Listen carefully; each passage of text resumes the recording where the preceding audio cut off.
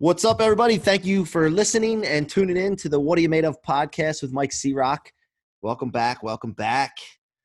My guest today, Jacob Galea, is going to be joining us. He has transformed his life from a factory worker to success coach and mentor by using the power of the mind and tapping into his inner warrior that lies deep inside of all of us. Jacob has trained thousands of people and spoken in front of huge audiences, sharing his knowledge, wisdom, guidance, and secrets, and now is helping people and businesses all over the world become limitless and live with a purpose. As a boardroom advisor and personal lifestyle coach, Jacob builds individuals, teams, and organizations as unstoppable corporate warriors. Jacob Galea's personal charisma and passion for building tomorrow's leaders has now provided him with a platform for the world stage. And we talk about the world. He's in Australia right now. I'm in Maryland, United States. And we are talking from, I guess it's 8 o'clock in the morning his time and 4 p.m. my time. Quite a bit of difference. But Jacob, welcome to the show, brother. Thanks so much for having me. I'm looking forward to getting into some detail with you and your story, man. I believe everyone has a story, Jacob. So what are you made of, man? Yeah, look, first of all, thanks for having me on your awesome show. I'm a big fan of yours, and I love the message that you're giving out to the world because, it's all about storytelling, whether you're a brand or, you've got a business. It's all about the stories that we tell. My story started probably when I was about 16. I got an apprenticeship and I was catching a train and a bus to get to work, and there was this really rough area, and these five guys at 5 o'clock in the morning tried to jump me, roughed me up a bit, and I saw my life sort of flash between my eyes. I was just out of school, and I'd never experienced anything like that. So probably about 2 weeks later, still traumatized a bit by it, I met a karate sensei who happened to work in the same factory as me, and he was telling me about, man, you should do self-defense and you should do karate, and this thing will never happen to you again. And I said, all right, let's do it. So at 16, I started martial arts, a style called Goju Karate, after being roughed up on the streets by a few guys. And in my mind, I said, this ain't never happening to me again. This will never be part of my story again, and no one's going to mess with me again. And I went on this amazing martial arts journey. And within 4 years, I was fighting for our state, New South Wales karate team. I was one of the most up-and-coming fighters in the Australian arena. And then I made the Australian karate team when I got my black belt at the age of 20 years old, which was amazing. And then I started learning about the Warriors ethos. And I started to learn about what it really takes in life to make sure that you're in a position to be in front and never get your ass kicked. I love it, man. So many of us have had those periods of time where we've not necessarily hit rock bottom, but we had the opportunity that was like a traumatic experience that we actually felt like we had to commit to something because we never, ever, ever wanted to feel like that again or have that happen again. And I tell the story all the time. There's several in my life I can look back to, but one in particular with our business when the mortgage business where we had to switch companies and everything was falling apart in the company that we were in. And I had all these employees relying on me, I felt, and their families relying on me. And I just basically broke down in my kitchen in front of my wife. And I've told this before, but I can't, that feeling, I never, ever, ever want to feel like again. And I'll go to great extents to avoid that. And some people that work for me right now, when they're stepping out and not doing what they're supposed to do, or their attitude's not right, or this or that, and they get upset with me for getting on them, I have to remind them about that same thing over and over again, because I'm never going back. I don't care how they feel or what they're going through right now. I ain't going there. So it's crazy that you tell that story, because it reminded me of some of the things that have happened in my past. So from that point on, how did you get into, so when were you a factory worker? Like what age was that prior to this happening? No, so from I finished high school. So from the age of 16 to 21, I was a factory worker. I didn't know what I wanted to do in my life. And then I went into this martial arts arena. And the good thing about martial arts, Mike, you meet some amazing people, mindset-wise and spirituality-wise. You met some amazing people. And, I got to an age and I said, I think there's more to me than working on a factory floor. And I want to explore what else is out there, especially in the business arena. And I used to be on the factory floor and see all these sales guys in suits and ties and their BMWs and Mercedes out the front come down. I said to a boss one day, I said, hey, what does that guy do? And he goes, he's in sales. You should do sales. You'd be really good at sales. And I'm like, what is sales, man? Like, I didn't even know what it was, right? I mean, this young kid, I was lean, mean, and fighting machine. I was focused, but I didn't know what sales was. I didn't know about business. But in my attitude in life, I said, you know what, I'll give it a go. So I got off a factory floor and I got into the sales world, and I put on that suit and tie, no idea what I was doing, no idea where I was going. But I said, you know, let's just have a go. And 3 years later, I won a business scholarship, Mike, in the business world for sales. I was the youngest manager they ever put forward at Fairfax newspapers. So I was in this leadership group, and all my peers were in their 50s and 40s. And here I am at 21, and I just focused. I continued to read a lot because readers are leaders. So I read a lot of books, and I got myself an amazing mentor. And from there, it was just like, that was it. There was no turning back. So I got off the factory floor. I got into sales. I won a business scholarship, and boom, it was like, I ain't going back now. No way am I going back. Gotcha. And then from there, did you eventually own your own company, or did you get into coaching first, or how did that work?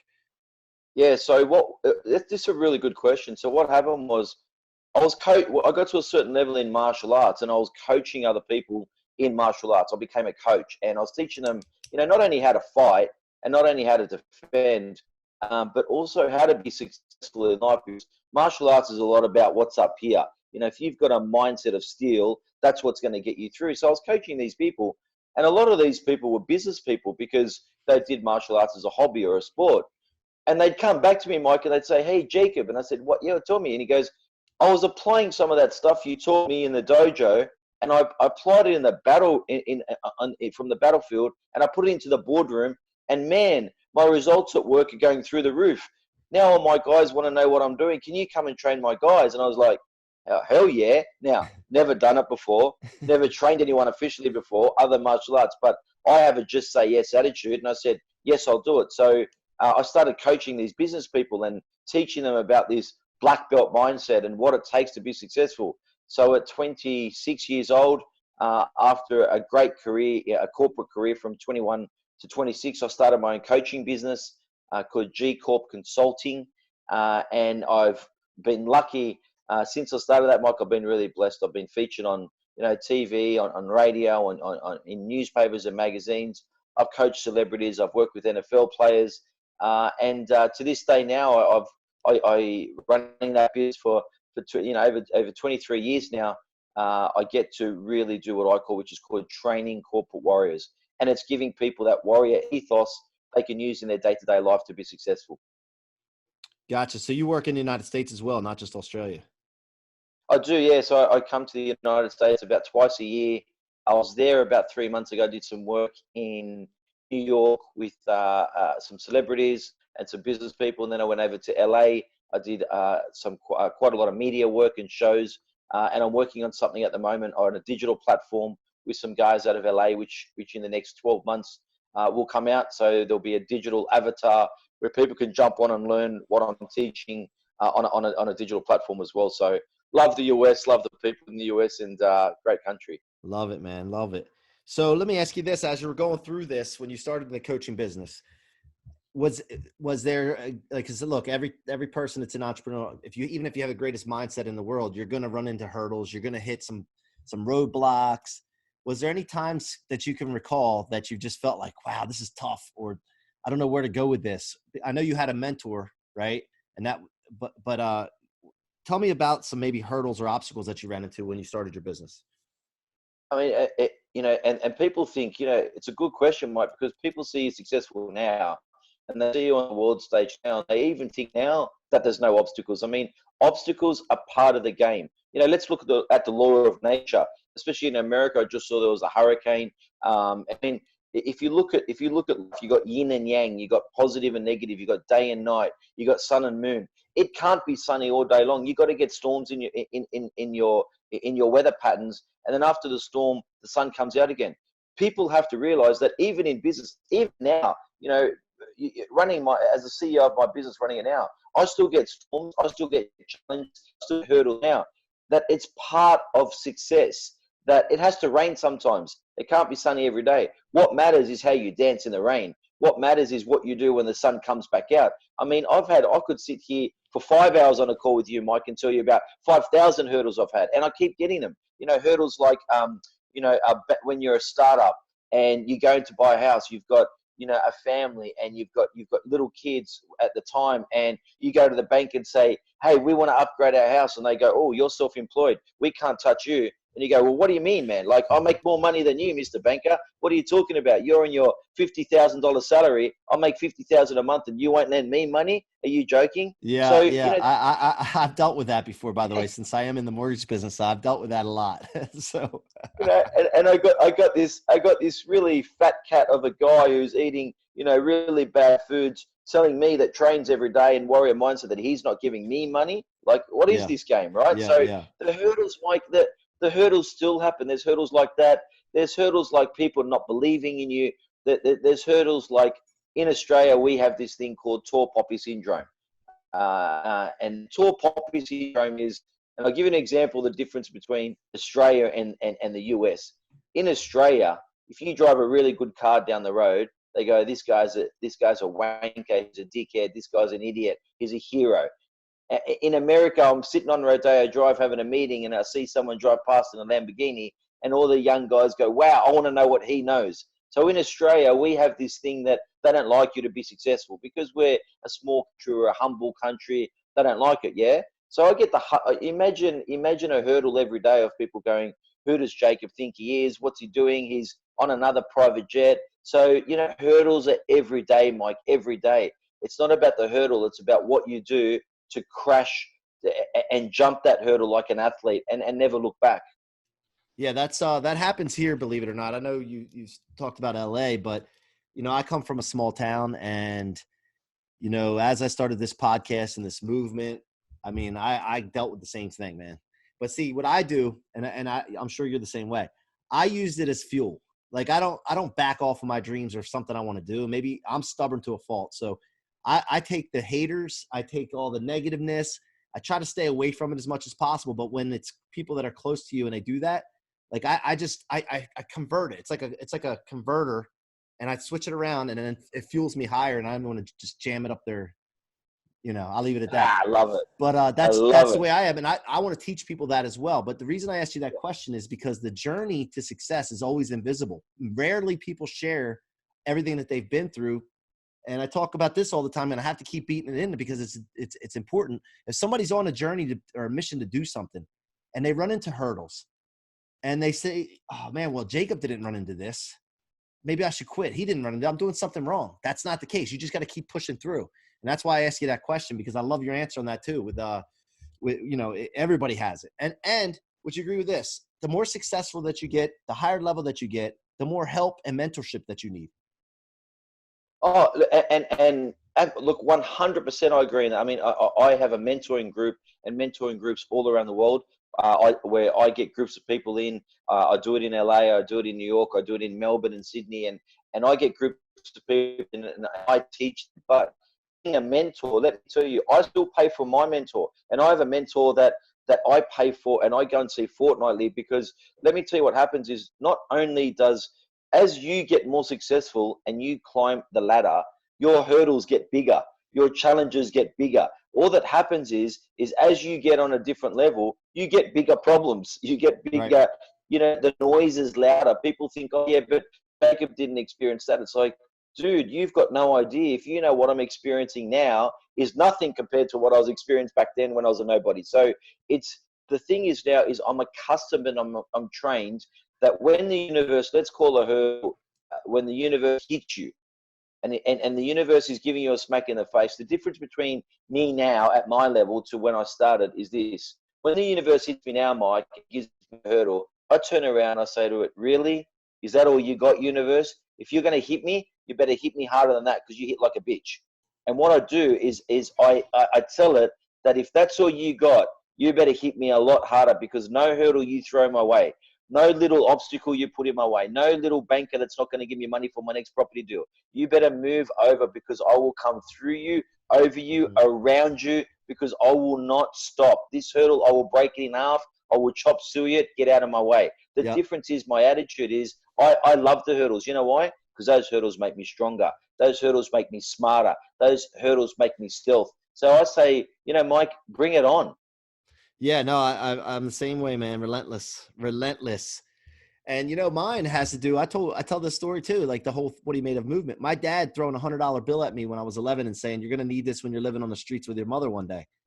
And so anytime I run into something, I refer back to that, not to look back, but like I use it as fuel that never dies. It doesn't ever die because I'm never going to let him win. I'm never going to. And so I always talk to people about find something in your life, not to look back in the past and all that, but to use it as fuel to whether it's, somebody giving up on you or an event where somebody was hating on you or whatever it is. Find that you got to find fuel from somewhere, right? And it's sometimes Absolutely. some people aren't just as stubborn as you and I are or relentless as you and I are.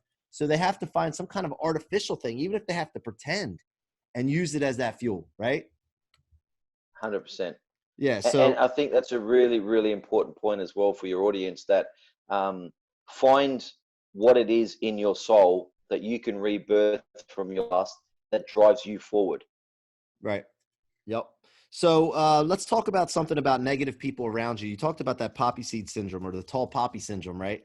But I mean, Yes. how did you handle in the past and how do you handle now when you have negative people or soul suckers, we'll call them? Then, and even if they're close to you, what if like my listeners are listening to me or listening to us right now and they say, it's family. Like I can't get rid of my family or it's like my best friend or, what do you say to that? Like, what do they do? Uh, you know, I'm really authentic in my work, and I'll share something with your listeners. My style of leadership and mentoring is to lead by example. I have a situation at the moment where my family has been really, really negative towards me. We had an argument about something, and it didn't go the way that we thought it was going to go, and we no longer speak. Uh, you have to be like that. You have to cut the weed around you. It is often those people closest to you that are going to be the negative, because jealousy is a disease. It's usually not someone that is just you've just met, because they know you, they're not into you, they're too far away from you.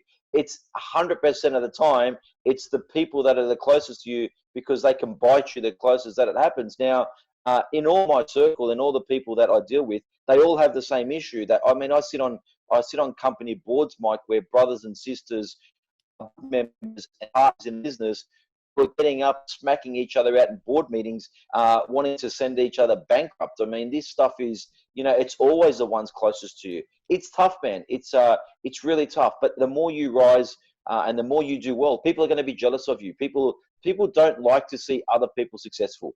I mean, that's just the way it is. They like you until you're better than them. It's a human condition. We have this ego inside us. We have this hero inside us, and he's constantly fighting against the angel inside us. And people like you until you do better than them. It's just the game. And look, you got to learn to shut it out. You got to learn to keep going, and make your haters your motivators. Doesn't matter who they are, whether they're family or friends. Like you said, just find that fuel and that story from the past or the story that's happening now, and make your haters your motivators. Yep. Yep. Yep. So let me ask you this now. I'm curious because this is my selfish show. I'm going to ask questions that I want to know. What are some of the cool things that you've gotten to do in the line of work that you're in? I know you said you get to work with celebrities, but that's cool too. But just give me some examples of some cool stuff that you get to do. Look, I think one of the really cool things is I'm a private jet brand ambassador for a company out of Australia. So I catch about 16 flights a month domestically, and I get to ride on some really cool private jets. That's pretty fun. It's pretty cool to have a privilege to skip the economy class lines and go in the back, and the driver drops you off, and you get out of the car and you get on the red carpet on a jet with some really cool people. That's always pretty fun.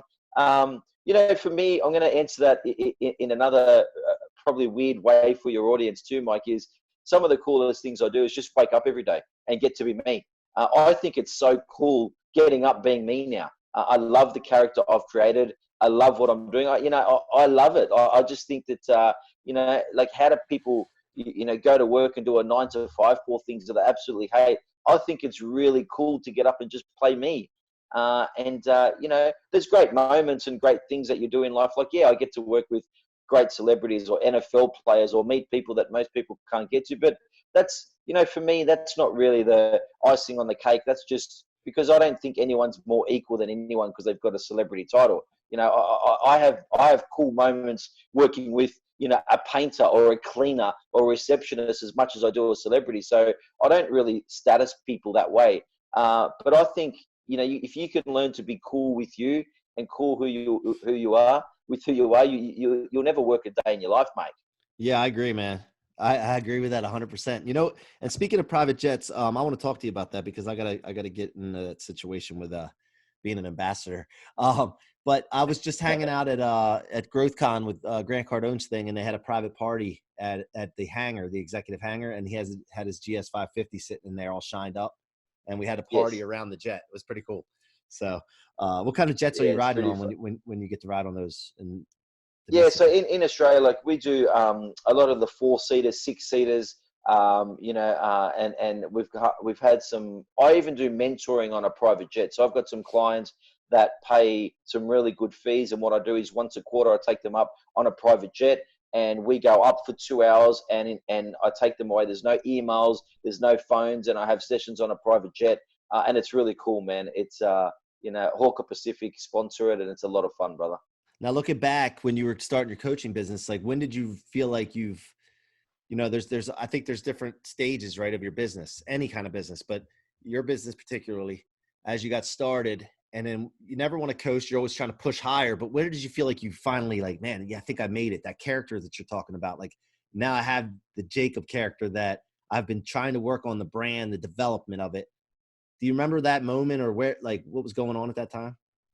Yeah, I remember it clearly. I think for me, that moment is when you no longer chase business and opportunities and they start chasing you, you've made it. I've never advertised my business in 20 years. I've never put it in. I mean, I get a lot of PR around me in magazines and radio, but I've never paid for advertising in a newspaper or a TV commercial. That moment when, you know, you get a high-end CEO, get his PA to contact you and say, "Get this guy in my office." I remember driving over there and I had to go on a meeting on the 20th floor in this building to see this publicly listed CEO.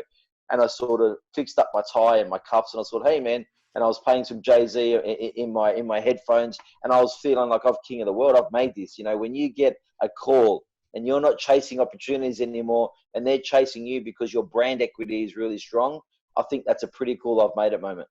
Yeah, man, I would agree with that. That's awesome. And when a CEO calls you something, like that and brings you into their office, right? Do you have what do you like? Do you have a method that you use, or do you have steps that you go through with them? Maybe interviewing them first, or how does that work for you? Yeah, I do a massive briefing session first. That briefing session has a lot to do with my own system, my corporate warrior system that I've developed over the years. And it's got to do with personality profiling, emotional intelligence, subconscious mind, and also body movements too. So I have a very strict process. I work with companies and people that I've developed. It's a pretty cool process. It's a pretty unique process too, and I'm always refining it. Like for me, if you're a craftsman, in no matter what you do, you have to always refine your craft. So it's like speaking. I do a lot of public speaking, like you spoke about at the GrowthCon conference. I'm on stage a lot, and I go to a lot of other conferences to see what great speakers do too, because I always want to. I want to be a better speaker. So I don't think there's a point where you go, yeah, I've made it now, and I don't have to learn anymore. You know, I'm learning and reading and studying every single day because I want to be better and better. And I want to help more and more people. So this is a game of advancement. This is a game of acceleration. This is not a game of, hey, I've made it. I don't need to do anything anymore. Because the thing that people don't realize, Mike, is as quick as it takes to get to the top is as quick as it takes to fall down too. You know, it's one thing to get there. It's another thing to stay there. So you got to constantly train, man. You got to go to the gym. You got to constantly lift, no matter if you feel like it or not. You got to constantly train and box and keep going till you're exhausted and keep being a better version of you. My only aim every day, Mike, is just to be a better version of me today than what I was yesterday. Right, right. And as your business started and started to grow with clients and what have you, did you add people like right away, or as far as scaling goes, how did you approach the scaling of your business with people like working with you? Yeah, scalability in my business is really, really hard. So what I mean by that, Mike, is I might sign up a new client, and I've had this before, and I'd have a gentleman working for me. He's a coach as well, and I would send this gentleman to do the work for his client, and the CEO would ring me the next day and say, "Listen, Jacob, Ed was a really nice guy, a really nice consultant, but we paid for you. We want you in our boardroom." So I realized very early in my business that I have something unique in my approach and my character, that I was not able to scale what I do. So my people that I have around me, I have what I call supportive warriors. So I have my admin people and my tech crews, and I have people around me that are behind the scenes. And that's why what I'm doing now is building a digital. I'm trying to create the Jacob Galea digital platform, and my avatar online that tries to create me to scale that. But not, it's okay too. I have a lot of entrepreneurs go, "Jacob, my business is not scalable." Not all businesses are. I mean, let's look at Tony Robbins or Grant Cardone. Like, if you took Grant Cardone off stage, I mean, as just the speaking side of his business, there's only one Grant Cardone that can do what he does on stage, right? He's got his own unique brand. So even, Tony Robbins is not scalable. He's got a lot of people working for him, but if he doesn't get on that stage tomorrow, there's no more Tony Robbins. So your audience have to understand there's some business that are scalable and some that aren't. If you're not, you just have to have the right support people around you and the right systems in place, and then you got to expand your digital reach, and that's how you become scalable that way. Right, right. The digital part replicates yourself, right? So you can Yeah, I be, mean, absolutely. yeah, you can be everywhere at all times. When people log into something, they can see Jacob whenever they want to, and you can keep adding to that platform, right? Yeah, I Um, think, look, we're love it. blessed, Mike, to live in a world today where, you can be on Instagram and you can share a story. People can see it live straight away. We've got things like LinkedIn and Facebook, and it's very easy to be connected and seen in today's world. Just a lot of people don't know how to do it right because they play from a place of ego, not authenticity. It's all about your audience, and you know, sale or scale, it doesn't really matter. What matters is just be authentic. Whatever happens is going to happen, and the end game is going to be what the end game is. I just say have a shitload of fun along the way. Yep, yep, yep. I love it, man. What other businesses are you in besides the coaching? Heavily in property. I love property. I've just come back from a business trip in Brisbane, which is up north in Australia, where I've bought some property off the plan, and we're modeling that. I love the property game. I'm also involved with quite a lot of startups. So I sit on the board, an advisory board of a company called TribeX, which is helping tomorrow's leaders today. So I'm involved with that. I've got something very exciting I'm working on at the moment, which is a product which I'll be able to tell you about out of confidentiality in the next 6 months, which is a product in my success range, which is coming out, which is pretty cool.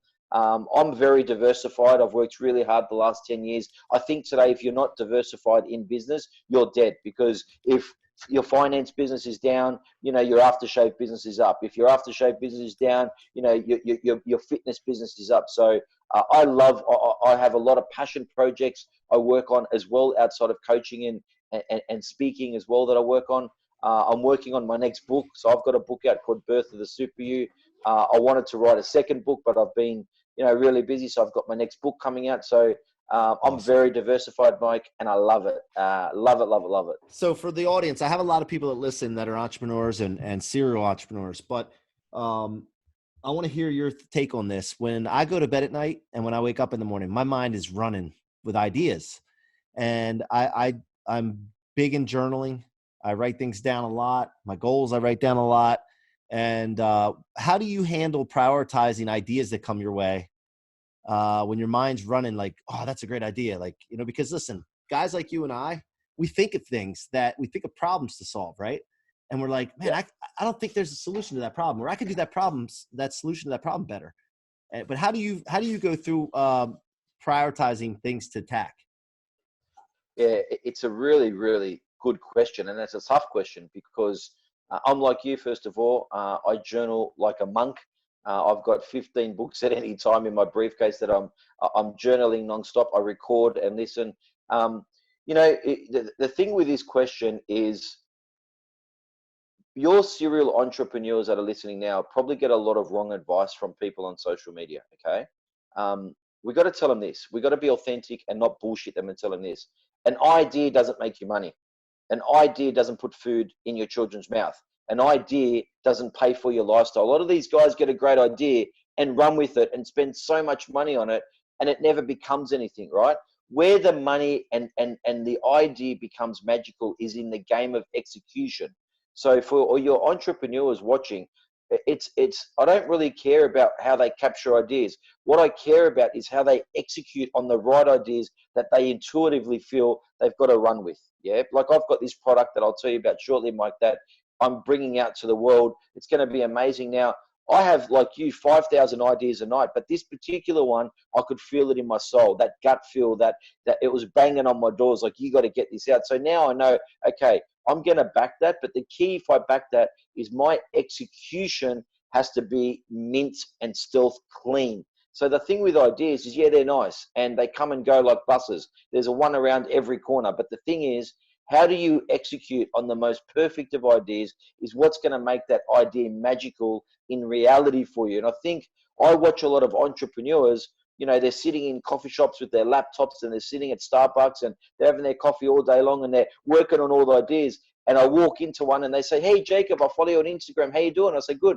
I said, "What are you working on, man?" And he goes, "I'm working on this idea and it's really good." I said, "Did you get paid today?" And he goes, "No." "So you're getting paid tomorrow?" He goes, "No." I said, "Well, it's a shit idea. Work on the one that pays you." Right? And I see these Yeah. guys, Mike, they sit in Starbucks all day long from morning till night on their coffee, and they're working on the same idea that's never paid them. Yeah? Yeah. And the reason you know that is probably because you've been there before yourself. Am I right or not? Have you ever been in that Absolutely. situation? Yeah. So Always. for the audience, the reason I ask that question is that people get these ideas, and for prioritizing what to act on, people can get paralyzed, right? And Yeah. so, and like they don't do anything. But the reason that I know that you say that is because for any of us to be aware of other people doing things, we've had to experience it ourselves. And so I always tell this because I tell things all the time, and I always put this disclaimer in. I know this because I've done it, or I haven't done it, or I've seen it, I've experienced it. And I always like that, Jacob's preaching to us. Preach, brother. But it's because he's been there before, or otherwise he wouldn't know to be aware of it. So listen to that kind of stuff. When you hear people talking about those kind of things, don't just brush it off. The person that's saying that has been there. And you got to take that experience that they've been through, and then you can save yourself time and money by not going through it. Mentorship, right? And it happened to me, my mentor kicked my ass. I would go to him and say, "Hey, Franco, I'm working on another idea." And he goes, "And how far is payday from that idea?" And I said, "I got no idea." And he goes, "Well, get an idea where the payday is quicker, too slow."